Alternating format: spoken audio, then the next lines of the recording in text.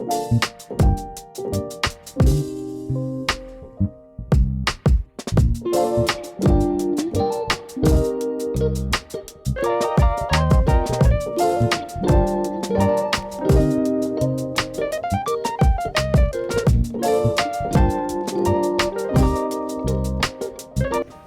Everyone, कैसे हैं आप सब। आज है रक्षाबंधन का दिन और इस बार रक्षाबंधन आई है सैटरडे। तो सैटरडे यानी छुट्टी का दिन सभी लोगों के लिए कन्वीनियंट है। तो आज हमारे घर में बहुत सारे लोग आने वाले हैं। मेरे भैया भाभी आएंगे और साथ ही में अभिजीत के मामा भी आने वाले हैं। 2 मामा हैं, अपनी फैमिली के साथ आने वाले हैं। और अभी की जो 2 सिस्टर्स हैं वो भी अपनी फैमिली के साथ आने वाली है। तो हमारे घर में फुल हाउस होने वाला है। तो कुल मिलाकर मैं आपको बताऊं तो बच्चों को भी मिलाकर, प्रिशा और राही ने, ये 2 बच्चे हैं, इनको मिलाकर 20 लोग होने वाले हैं हमारे घर पर। और मैंने सारा मेन्यू डिसाइड करके रखा है। खैर अभी नाश्ते का टाइम है और यहाँ पर मेरे पास ये पर्पल कलर की कैबेज है। ये कैबेज मैंने राही के टिफ़िन के लिए चीज़ें बनाने के लिए ख़रीदी थी, पर अभी भी बची हुई है। तो मैंने सोचा कि इसका पराठा बना लेते हैं।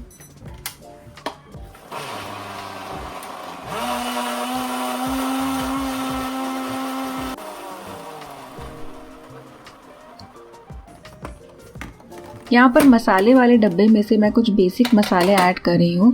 तो जिस तरीके से आप बाकी बीटरूट और पत्ता गोभी का पराठा बनाते हैं, वैसे ही ये पर्पल कैबेज भी आप यूज़ कर सकते हैं।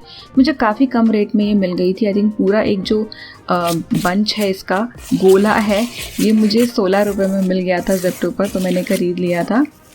तो यहाँ पर ये सारी चीज़ें जो है बेसिक हल्दी, मिर्ची, अजवाइन, तिल, जीरा और थोड़ा सा लहसुन अदरक के ऐड करके मैं यहाँ पर ऐड कर रही हूँ ये प्यूरे। तो इस प्यूरे से इडली बहुत ज़्यादा अच्छी पर्पल बनती है, पराठा बहुत ज़्यादा ब्राइट पर्पल नहीं बनता है। तो इडली, उत्तपम, ऐसी चीज़ें, इनमें आपको इसका ज़्यादा अच्छा कलर नज़र आएगा। बचा हुआ प्यूरे मैं फ्रिज में रख रही हूँ बाद में यूज़ करने के लिए।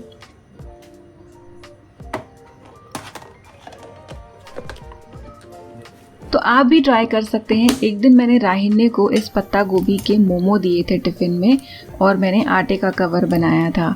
तो राहिन्ने को तो वो बड़े पसंद आए। और एक दिन मैंने आई थिंक पराठा दिया था और भी एक चीज़ दी थी, मुझे याद नहीं आ रही है। खैर अब मैं पराठा बना रही हूँ। तो ये आप देख रहे हैं कि बीटरूट वाले पराठे जैसा ही थोड़ा सा रंग है, एकदम ब्राइट पर्पल नहीं है। बट ये काफ़ी हेल्दी होती है वेजिटेबल। ज़्यादातर तो ये मिलती नहीं है, पर जब मिल जाए तो मैं ख़रीद लेती हूँ, स्पेशली जब रेट ठीक ठाक मुझे लगे। तो बढ़िया से ये पराठे हैं हमारे नाश्ते में, क्योंकि लंच भी स्पेशल होने वाला है एंड डिनर भी स्पेशल होने वाला है। हमेशा हम लंच में या डिनर में या फिर जब भी मेहमान आते हैं तो पाव भाजी, मिसल पाव, ऐसी चीज़ें प्लान करते हैं, क्योंकि पाव के साथ होती है एक तो। पर मैंने आज कुछ स्लाइटली डिफरेंट सोचा है, जिसमें पाव तो आने ही वाला है, पर जो साथ में चीज़ है ना वो थोड़ी अलग है। तो बेडशीट भी चेंज करने का समय आ गया है, तो मैं बेडशीट चेंज कर रही हूँ। जो मैं बेडशीट्स यूज़ करती हूँ, अगर आपको वो पसंद आती हैं तो आप मेरा बेडशीट हॉल का वीडियो देख सकते हैं, या फिर कुछ लिंक्स इस वीडियो में भी आपको मिल जाएगी डिस्क्रिप्शन बॉक्स और पिन कमेंट में।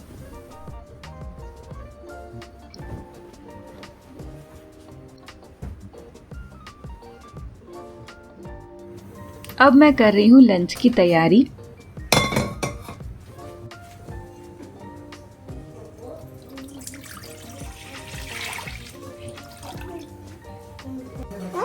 Hello, bye. Chalo. Aine, which festival we are celebrating today? We are celebrating festival of Raksha Bandhan. And who's going to tie Rakhi on your wrist? Prisha will tie Rakhi on my wrist. And what are you going to gift her? Tiffin box. Do you know? No junk food. No junk food. But will you eat junk food yourself? No. I will not eat. Okay, what's your favorite food? My favorite food is banana and mango. But that is fruit. I'm saying food. What is your favorite food? Rice, dal rice, khichdi, kurkura paratha, chicken, fish, prawns, and protein dal. हाँ, protein दाल। राहिन ने बहुत dedication से सफाई कर रहा है और वो तैयार है हर सैटरडे सफाई करने के लिए। मैं तो बहुत सरप्राइज्ड, मैंने मजाक मजाक में पूछ लिया पर ये तो सच में काम करने लगा। Nice. You like it? I like so. So Rahinya, Mama has given you this task. You have to do it every Saturday. and you will get a reward, okay? Reward is gift. Yes, that's right. Now close it. Now move to the next one. We should keep our house Clean. What is edible? edible means something that we can eat. You are doing a good job, Rahinya.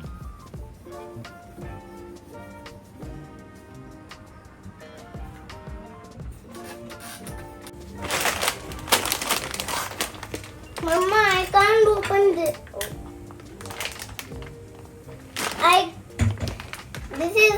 This was so tight. तो ये है दिसानो का penne pasta. Have to do hand wash. Yes. After cleaning, you have to wash your hands. दिसानो का pasta मैं काफ़ी use करती हूँ, फ्यूजिली, पेने, मैकरोनी। ये सूजी वाला पास्ता है, यानी 100% दुरुम व्हीट से बना हुआ होता है। तो हमारे घर में बाकी गेस्ट तो सब शाम को आने वाले, यानी डिनर के पहले, लेकिन अभी की जो बड़ी दीदी और जीजू हैं वो आने वाले हैं अभी दोपहर को।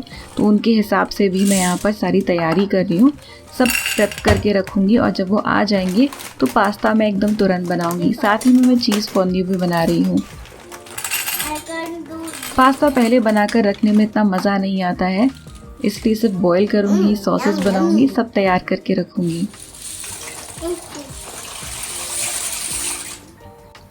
You have to keep the spray away from food, okay? राहिन ने अब इस साइड की ट्रॉलीज के हैंडल्स पर आ गया है, इसलिए मुझे साइड होना पड़ रहा है।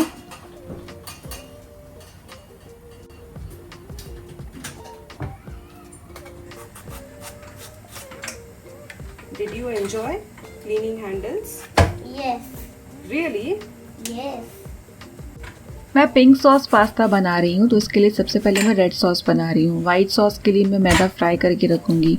तो रेड सॉस जो है मैं नॉर्मली ज़्यादा क्वांटिटी में बनाना प्रेफर करती हूँ। फिर क्या होता है कि जो बचा हुआ सॉस है वो फ्रिज में रखा जा सकता है।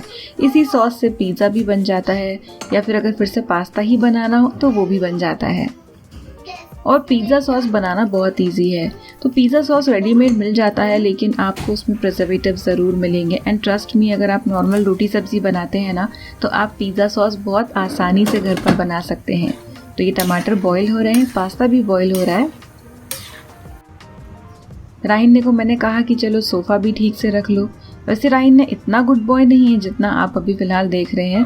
उसकी बुक्स, नोटबुक्स, टॉयज़ यहाँ वहाँ फैले होते हैं। उसको बार बार बोलना पड़ता है कि चीज़ों को सही से जगह पर रखो।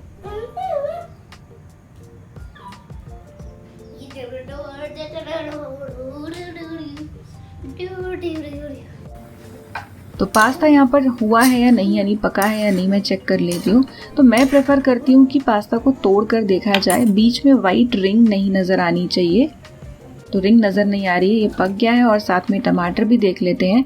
टमाटर की स्किन आसानी से निकल आ रही है, तो ये टमाटर भी हो गए हैं।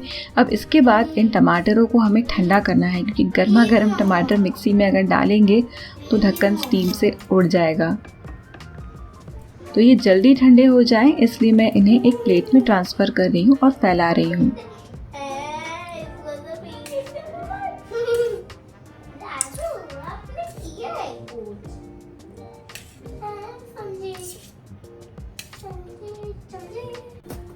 हमें एग्जॉटिक वेजिटेबल्स बहुत अच्छी लगती है पास्ता में, स्पेशली मेरे हस्बैंड को। तो ये जो बेल पेपर्स है ये भी मुझे अच्छे रेट में मिल गई थी कंपेयर टू जो इसके नॉर्मली रेट्स होते हैं। तो मैं दो चीज़ें बना रही हूँ, मैं पास्ता भी बना रही हूँ और साथ ही में मैं चीज़ फोंड्यू भी बना रही हूँ। अब चीज़ फोंड्यू में एकदम ऑथेंटिक तो नहीं बना रही हूँ, जो इमांटल एंड स्विस चीज़ होता है वो यूज़ करके, जो घर पे अवेलेबल है उससे ही बना रही हूँ। पर जो मेन चीज़ है ना, इसमें बढ़िया सी वेजिटेबल्स होनी चाहिए, उससे बड़ा मज़ा आता है। तो मैं एक ही साथ वेजिटेबल्स को स्टर फ्राई करूँगी और एक हिस्सा फोंड्यू में यूज़ करूँगी और एक हिस्सा पास्ता में यूज़ करूँगी। इस तरह की सॉटेड वेजिटेबल्स राहिन्य को भी पसंद है। ये सरप्राइजिंग है बट उसे पसंद आती हैं। टमाटर ठंडे हो गए हैं तो इन्हें अब मैं पीस रही हूँ। कभी कभार मैं इनमें सूखी लाल मिर्च भी ऐड करती हूँ। पास्ता का जो पानी है बचा हुआ, इसमें से थोड़ा सा मैंने निकाल लिया और बचे हुए में ही मैं कैरेट को बॉईल कर रही हूँ। अब कढ़ाई में थोड़ा सा तेल डालेंगे और लहसुन का पेस्ट या फिर चॉप किया हुआ लहसुन फ्राई कर लेंगे जब तक कि इसमें से कच्ची स्मेल ना चली जाए। और फिर इसमें डालेंगे हम टमाटर की प्यूरे। अब मैं लाल मिर्च डाल रही हूँ, जो आपको लग रहा होगा बहुत क्वांटिटी में है, तो ब्याडगी और नॉर्मल का कॉम्बिनेशन है। नमक ऐड किया है मैंने और ऑरिगेनो ऐड किया है। तो या तो आप सूखी ब्याडगी लाल मिर्च भी टमाटर के साथ उबाल सकते हैं, उससे भी कलर अच्छा आ जाता है, या फिर पाउडर भी यूज़ कर सकते हैं। यहाँ पर ये हमारे जो गाजर है, कैरेट है, ये भी पक गए हैं, बहुत ज़्यादा भी नहीं गलने चाहिए। ये हमारा जो पिज़्ज़ा सॉस है ये भी बढ़िया, देखिए कलर कितना अच्छा इसका आ गया है। तो सॉस हमारा रेड वाला बन गया है। अब जो वेजिटेबल्स मैंने आधी प्रेप की थी, यानी सिर्फ बेल पेपर्स कट किए थे, अब मैं ब्रोकली भी यहाँ पर कट कर रही हूँ। तो ब्रोकली मैंने अच्छे से धो ली है, पूरा का पूरा फ्लोरेट अगर आप नल के नीचे उल्टा पकड़ेंगे तो आसानी से धो सकते हैं। ब्रोकली को भी थोड़ा सा मैं बॉईल कर रही हूँ, इतना कि इसमें एक फर्मनेस रहे, यानी थोड़ी सी कड़क रहे लेकिन पकी हुई भी हो। बहुत ज़्यादा पकाने से ब्रोकली का रंग बदल जाता है। अब इन सारी सब्जियों को स्टर फ्राई करने के लिए मैं थोड़ा सा एक्स्ट्रा वर्जिन ऑलिव लिया है। इसमें जाएगा लहसुन और ये सब्जियाँ। बड़े बड़े पीसेस में कट करने से एक तो ये बढ़िया लगती है खाने में, पास्ता में भी और फोंड्यू में भी। ऑरिगेनो मैंने ऐड किया है और थोड़ा सा नमक यहाँ पर ऐड किया है, क्योंकि वेजिटेबल्स ऑलमोस्ट पकी हुई है, ज़्यादा पकाने की ज़रूरत नहीं है। बेल पेपर्स भी बहुत ज़्यादा पकाने की ज़रूरत नहीं होती है। लास्ट में काली मिर्च मैंने ऐड की है। ये जो बेल पेपर्स होती है, यानी पीली और लाल शिमला मिर्च, ये हमारी हरी शिमला मिर्च के मुकाबले ज़्यादा नरम होती है। तो हरी शिमला मिर्च तक कच्ची अच्छी लगती है, ये तो उससे भी ज़्यादा अच्छी लगती है। अब वाइट सॉस मैं पूरा बना के नहीं रख रही हूँ, सिर्फ बटर में थोड़ा सा मैदा फ्राई करके रख रही हूँ कच्ची स्मेल जाने तक। तो रेड सॉस तैयार है, वेजिटेबल्स बन गई है और ये हमारा जो सॉस है वाइट सॉस की पार्शियल तैयारी हो गई है। फोंड्यू के लिए मैं बना रही हूँ चीज़ सॉस, तो एक्स्ट्रा सॉस ही मैं बना रही हूँ, जितना चाहिए होगा उतना यूज़ कर लेंगे और बचा हुआ मैं फ्रिज में रख दूँगी। तो दूध में अंदाजे से मैंने दूध लिया है और इसमें 6-7 स्लाइसेस ऐड कर दी है। तो ये फोंड्यू के लिए मैंने इस प्लेट में वेजिटेबल्स ऐड की है। एकदम लो फ्लेम पर इसे हम मेल्ट करेंगे, साथ में हल्दी भी डालेंगे। और ये काम करते करते चम्मच मेरा पैन के अंदर चला गया। वैसे कभी तो मैं एक्चुअल जो चीज़ होते हैं फोंड्यू वाले वो लेकर भी फोंड्यू बनाऊंगी। यहाँ पर मेरे पास ये पिज़्ज़ा सीजनिंग का मिक्स है, ये भी मैंने इसमें ऐड कर दिया है अच्छा टेस्ट आने के लिए। ये सॉस भी रेडी हो गया है, ढक देते हैं। अब क्रूटॉन्स जो होते हैं ना, ये बहुत अच्छे लगते हैं फोंड्यू के साथ। तो ब्रेड जो है उसे हम कट करके टोस्ट करेंगे। तो ब्रेड के टुकड़े इतने होने चाहिए कि जो फोंड्यू का फोक होता है उसमें ये आ सके। तो बहुत बड़े भी नहीं, बाइट साइज भी होने चाहिए। तो घर पर ये 2 स्लाइसेस बची थी अच्छी वाली, तो इन्हें मैं कट कर रही हूँ। इन्हें आप पैन में या कढ़ाई में भी टोस्ट कर सकते हैं, लेकिन मैं इन्हें अवन में लगा रही हूँ ताकि एक बार रखने के बाद मुझे बार बार इन्हें मिक्स करना या स्टर करना ना पड़े। थोड़ा सा ऑलिव ऑयल मैंने लिया है। ये मेरा कन्वेक्शन माइक्रोवेव है, तो मैं कन्वेक्शन मोड यूज़ कर रही हूँ। तो कन्वेक्शन या फिर OTG पर आप टेम्परेचर सेट कर लें। 180 मैंने किया है। पहले 5 मिनट रखूँगी और उसके बाद थोड़ा सा मिक्स करके दूसरी साइड पर 5 मिनट इन्हें मैं टोस्ट करूँगी। अब ये फोंड्यू पॉट मेरे पास है, काफ़ी सालों से है। मुझे इस तरह की चीज़ों का बहुत शौक़ है, अलग अलग चीज़ें ख़रीदना, उन्हें यूज़ भी करना। ये जब हम मुंबई में रहते थे तब मैंने ख़रीदा था। तो ये बहुत ही प्यारा फोंड्यू पॉट है, मैंने धोकर पोंछ लिया है क्योंकि काफ़ी टाइम से यूज़ नहीं किया था। अगर आप भी इस तरह से कोई पास्ता पार्टी प्लान कर रहे हैं तो इस स्टेज तक आप प्रेप करके रख सकते हैं। हमारे क्रूटॉन्स भी तैयार हो गए हैं, एकदम बढ़िया गर्मा गर्म और क्रिस्पी।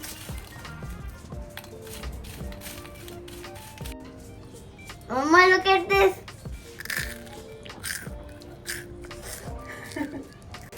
जब तक अभिजीत की दीदी और जीजाजी आ रहे हैं तो मैंने सोचा टाइम का यूटिलाइजेशन कर लिया जाए।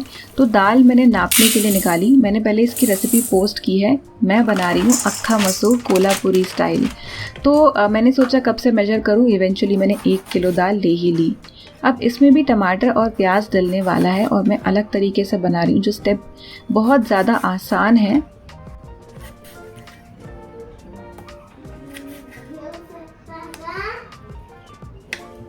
घेऊ शकतो का? जब भी हम ढेर सारी क्वांटिटी में प्याज एंड टमाटर फ्राई करते हैं कच्चापन निकलने तक, तब बहुत ज़्यादा टाइम लग जाता है। लेकिन अक्खा मसूर में जो ये ट्रिक मैं यूज़ करती हूँ, इससे ऐसा नहीं होता। वैसे जब मैं 1 कप की भी दाल बनाऊँ, कम क्वांटिटी में भी बनाऊँ, तो मैं प्याज और टमाटर सीधे दाल में ही उबालते समय डालती हूँ।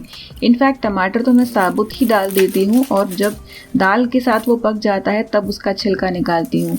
पर आज कुकर इतना बड़ा नहीं होगा तो मैं टमाटर को अलग से बॉईल कर रही हूँ।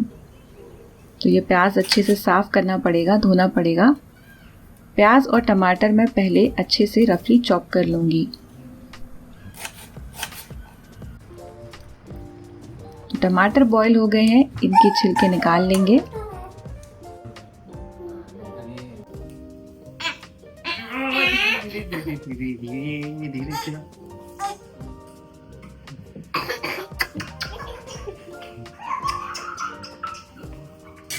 हमने काफ़ी वेट किया और उसके बाद दीदी जीजाजी को कॉल किया तो पता चला कि उन्हें और टाइम लगने वाला है, बहुत लेट हो जाएंगे। तो उन्होंने कहा वो लोग खाना खाकर ही आएंगे। तो अब मैंने सोचा कि सारा पास्ता तो यूज़ होगा नहीं, तो जितना पास्ता मैंने सोचा था हमारे लिए मैं बनाऊंगी उतना ही मैं बना रही हूँ। और एक्स्ट्रा रेड सॉस में रख दूंगी और फोंड्यू का चीज़ सॉस भी रख दूंगी, यानी जो भी लेफ़्ट ओवर है वो रेफ्रिजरेटर में रख दूंगी। वेजिटेबल्स लेकिन मैं सारी यूज़ कर लूँगी। तो पास्ता में ये एक चीज़ अच्छी होती है कि कभी बच जाए ना तो आप उसे फ्रिज में रख सकते हैं। पर जब भी आपको बचा हुआ पास्ता फ्रिज में रखना हो सके तो जो पूरा बना हुआ पास्ता है सॉस के साथ उसे ना रखें। आपको लग रहा है कि पास्ता ज़्यादा बॉईल हो गया है तो बॉइल्ड वाली स्टेज पर ही निकाल कर रखें। तो फोंड्यू के लिए तो मैंने वेजिटेबल्स अलग कर दी हैं। ये बची हुई वेजिटेबल्स मैं देख रही हूँ पूरी चाहिए होंगी या नहीं। और अब हम 4 लोग हैं, राहिन ने, मैं, आई और अभिजीत। हम चारों के हिसाब से मैं पास्ता बना रही हूँ। रेड सॉस पास्ता अच्छा लगता है, वाइट भी बहुत अच्छा लगता है, बट ट्रस्ट मी इन दोनों का कॉम्बिनेशन और ज़्यादा अच्छा लगता है। फिर भी मैंने रेड सॉस बहुत ज़्यादा नहीं मिलाया है, थोड़ा सा और आप ऐड कर सकते हैं। वेजिटेबल्स भी मैंने ऐड कर दी सारी। बाय द वे मैंने ज़्यादा रेड सॉस इसलिए नहीं मिक्स किया ताकि राहिन ने आसानी से खा सके।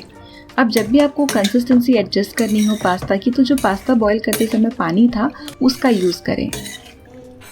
तो ये पास्ता हमारा तैयार हो गया है और चीज़ सॉस भी मैंने रीहीट कर लिया। तो पहले मैं फोंड्यू सर्व कर रही हूँ। हम लोग फोंड्यू खाएंगे और उसके बाद पास्ता खाएंगे।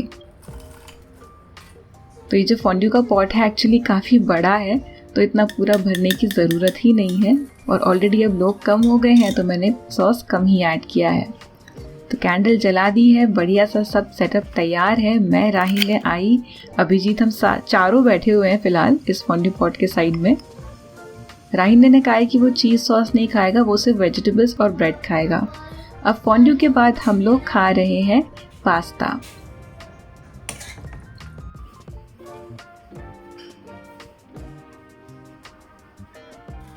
थोड़े ब्रेक के बाद अब मैं डिनर की तैयारी कर रही हूँ ताकि जब गेस्ट आए तब मैं भी फ्री रहूँ, मुझे बहुत ज़्यादा काम न करना पड़े और सबसे मैं बात कर पाऊँ।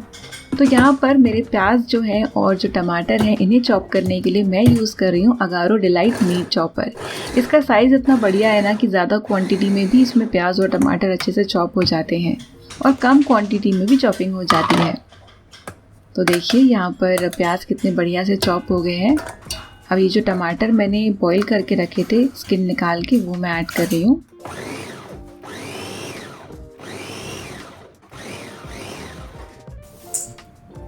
ये 1 किलो साबुत मसूर है तो इसे 3 से 4 बार अच्छे से मैं धोऊंगी ताकि इसमें कोई भी गंदगी हो, मिट्टी हो, वो सारी निकल जाए। अब क्योंकि ये 1 kg है, काफ़ी ज़्यादा है, तो ये एक 5 लीटर का कुकर है और एक 3 लीटर का कुकर है। दोनों में मैं डिस्ट्रीब्यूट करके मसूर को पकाने वाली हूँ प्याज टमाटर के साथ। तो टमाटर की ये जो प्यूरे टाइप हमने बना दी है दरदरी सी मीट चॉपर में, वो मैंने ऐड की है और प्याज ऐड कर रही हूँ। साथ ही में जो मैंने मसाले निकाल के रखे पहले ही सब नाप नूप के मैंने रख लिया है और पानी ऐड करके पका रही हूँ। अगर आपके लिए क्वांटिटी ज़्यादा है तो एक 4 से 5 लोगों की फैमिली के लिए अक्खा मसूर किस तरीके से आप बनाएंगे रेसिपी मैंने पोस्ट की है, द टेरेस किचन पर पोस्ट की है। उसकी लिंक मैं आपको वीडियो के डिस्क्रिप्शन में दे दूँगी, आप चेक कर सकते हैं।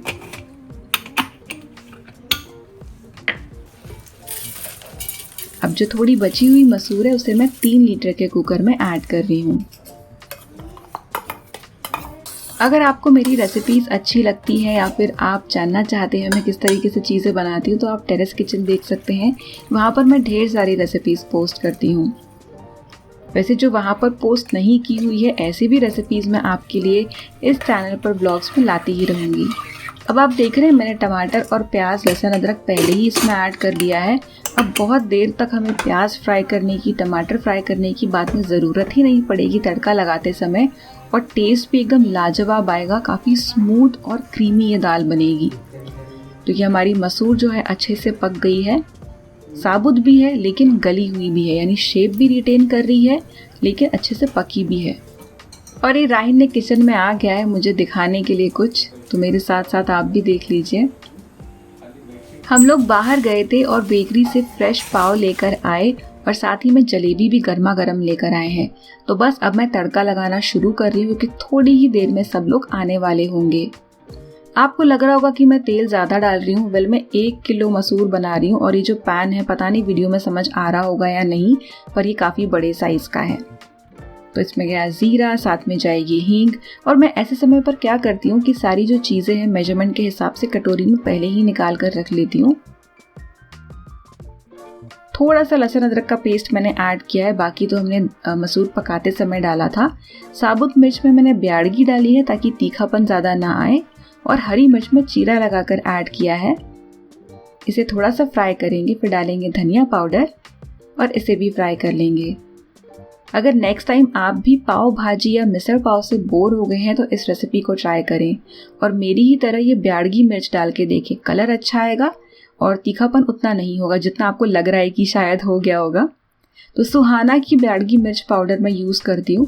तो जो भी चीज़ें मैं यूज़ करती हूँ इनकी लिंक्स आपको वीडियो के डिस्क्रिप्शन बॉक्स और पिन कमेंट में मैं दे देती हूँ, तो आप चेक कर सकते हैं। फिर कुछ मिस हो गया हो तो कमेंट में आप मुझसे पूछ सकते हैं। अगर स्टॉक में होगा तो मैं लिंक दे दूँगी।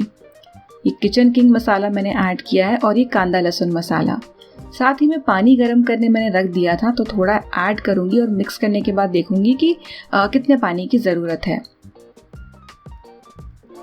तो देखिए दाल बहुत बढ़िया लग रही है और इसमें इसका टेस्ट बढ़ाने के लिए एक और चीज़ मैं करने वाली हूँ। तो दाल में एक उबाल आ गया और देखिए कितनी अच्छी लग रही है, क्रीमी भी लग रही है। क्रीम, काजू कुछ भी हमने इसमें नहीं डाला है और बहुत टेस्टी बनी, मैंने टेस्ट कर ली। ये एकदम सिंपल वाला तड़का लगाया है जो हमारे रोज़ की मसूर के साथ हम चावल खाते हैं, वैसा वाला, अभिजीत के मामा जी के लिए। अब यहाँ पर ढेर सारा ऑयल मैंने लिया है और ढेर सारा लहसुन लिया है। मैं बना रही हूँ गार्लिक चिली ऑयल। घर पे सब लोग आ चुके हैं, बस ये गार्लिक चिली ऑयल बनाकर मैं जा रही हूँ तैयार होने। तो यहाँ पर लहसुन को क्रिस्पी कर लेंगे हम, एकदम ब्राउन नहीं होने देना है, फिर गैस बंद कर देनी है। ये मैगी का वेज क्यूब मैंने ऐड किया है, थोड़ा सा नमक और लाल मिर्च ऐड की है। अगर ये बच भी गया ना तो ये आराम से रह जाएगा बाकी दिनों में सब्जियों पर यूज़ करने के लिए। तो घर में सबकी बातें, फोटो सेशन शुरू हो गया है। कुछ लोग, मतलब सब लोग घर में अलग अलग हिस्सों में डिस्ट्रीब्यूटेड हैं।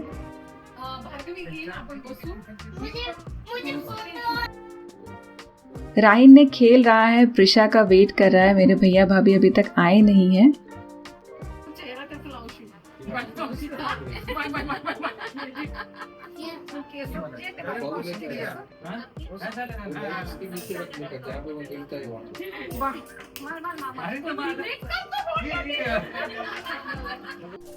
प्रिशा भी आ गई है और राहिन ने और प्रिशा दोनों खेल रहे हैं। बस थोड़ी ही देर में हम लोग शुरू करने वाले हैं राखी का प्रोग्राम, यानी जो राखी बांधने वाला है, एक के बाद एक सबके नंबर लगेंगे। तो सबसे पहले ये राहिन का मामा राहिन को बिठा रहा है, ये मेरे भैया हैं। राइन ने जब छोटा था तो बिल्कुल भी माथे पर टीका लगाने देता नहीं था। आजकल थोड़ा कन्विंस हो जाता है, कभी कभार मना करता है पर लगवा लेता है। बट जब छोटा था, आपने भी शायद किसी वीडियो में देखा होगा, बिल्कुल भी नहीं मानता था। अगर लगा भी दो तो तुरंत पोंछ देता था।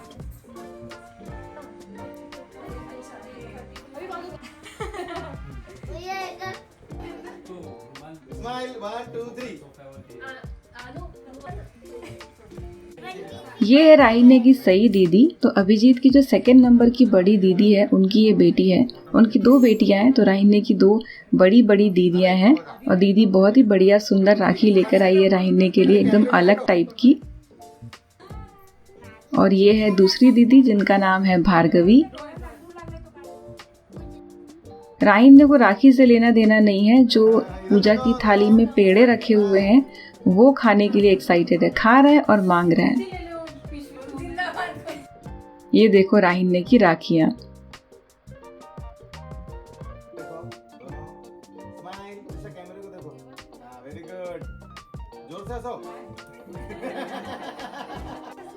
ये अभिजीत के मामा हैं। तो अभिजीत के 2 मामा हैं, ये एक है और ये है दूसरे वाले।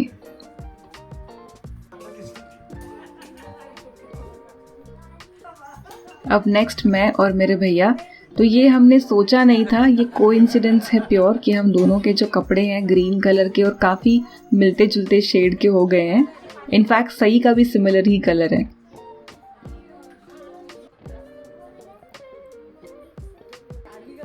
और ये दोनों हैं अभिजीत की दोनों सिस्टर्स। तो दोनों ही अभिजीत से बड़ी हैं, अभी सबसे छोटे हैं।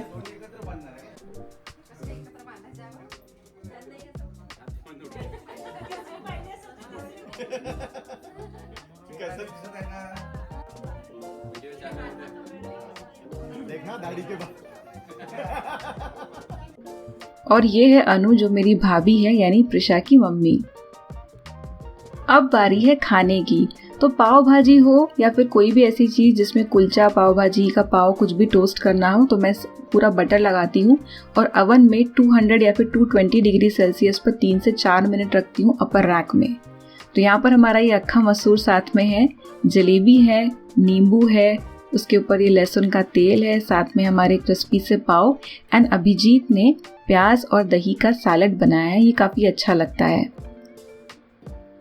और ऐसा रहा कुछ हमारा राखी का सेलिब्रेशन। मिलते हैं अगले वीडियो में, तब तक के लिए बाय।